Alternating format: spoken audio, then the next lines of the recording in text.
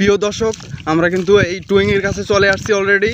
আপনাদের বলছিলাম যে আমরা টুইংয়ের কাছে যাইতেছি, তো এখানে মাঝখানে ভিডিওটা আমি রাখলাম না। এখন কিন্তু আমি টুইংয়ের কাছাকাছি চলে আসছি। দেখেন, আসলে জাহাজটা যতটুকু ভাবছিলাম তার থেকে অনেক বড় জাহাজটা। পুরনো, হয়তো 1000 বছরের পুরনো হইতে পারে। দেখেন, এই জায়গা পরেই নষ্ট হয়ে গেছে। আসলে এটা হচ্ছে আমাদের বাংলাদেশে এত কোটি কোটি টাকার সম্পদ এই জায়গা পরে নষ্ট হয়ে যাইতেছে। হাই হাই, দেখেন, আসলে কম বড় না, জাহাজটা অনেক বড় আছে।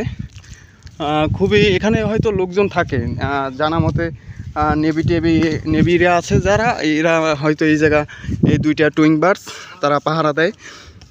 দেখেন পিছনটা কিন্তু একদম নোংরা কোয়ালিটির, জংপুরে একদম নষ্ট হয়ে গেছে। এই যে দেখছেন, জংপুরে একদম নষ্ট হয়ে গেছে।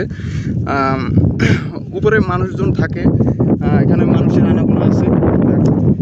আপনাদের যাদের এই ভিডিওটা ভালো লেগেছে, আমার পেজটাকে একটু ফলো দিয়ে পাশে থাকবেন।